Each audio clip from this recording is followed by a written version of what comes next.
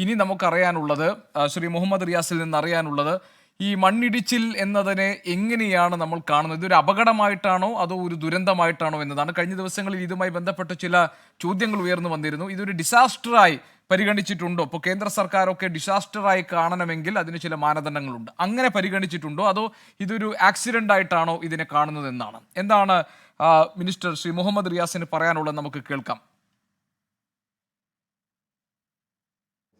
അല്ല, പൊതുവേ നമ്മൾ പരിശോധിക്കേണ്ടതുണ്ട്. ഇപ്പോൾ ദേശീയപാത നിർമ്മാണമായാലും മറ്റേത് നിർമ്മാണമായാലും ഇത്തരം കാര്യങ്ങളിൽ എല്ലാ നിലയിലുമുള്ള സയൻറ്റിഫിക് ആയിട്ടുള്ള പഠനം, അതുപോലെ തന്നെ ഇതിൽ അപകട സാധ്യതയുണ്ടെങ്കിൽ അത് പരിഹരിക്കാൻ എന്തൊക്കെ ചെയ്യാനാകുമെന്നുള്ളതൊക്കെ തന്നെ ബന്ധപ്പെട്ടവർ നടത്തണം എന്നുള്ളതാണ് നിലപാട്.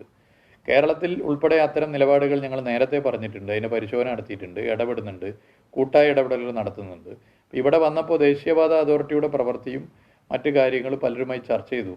ആ ചർച്ച ചെയ്ത സമയത്ത് ഇത്തരം കാര്യങ്ങളിൽ നല്ല നിലയിലുള്ള ജാഗ്രത പൊതുവെ ഉണ്ടാകേണ്ടതുണ്ട് എന്നുള്ളത് പൊതുവെ ഈ ചർച്ചകളിൽ നിന്നൊക്കെ തന്നെ കർണാടകയിലെ ഈ സംഭവ വികാസങ്ങളിൽ നിന്നും ബോധ്യപ്പെട്ടിട്ടുണ്ട്.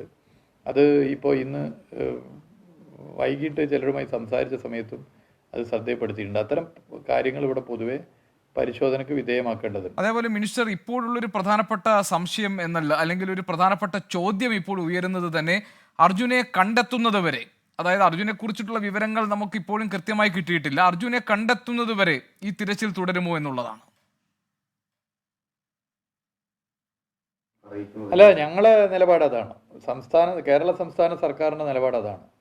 ഇപ്പോൾ ഇന്നലെയും ഇന്നുമായി ചില വാർത്തകൾ പരന്നിരുന്നു. നിങ്ങൾ തന്നെ നേരത്തെ ചൂണ്ടിക്കാട്ടിയിട്ടുണ്ട്, രക്ഷാദൗത്യത്തിൽ നിന്നും പിറകോട്ട് പോവുകയാണ് എന്നുള്ളതൊക്കെ.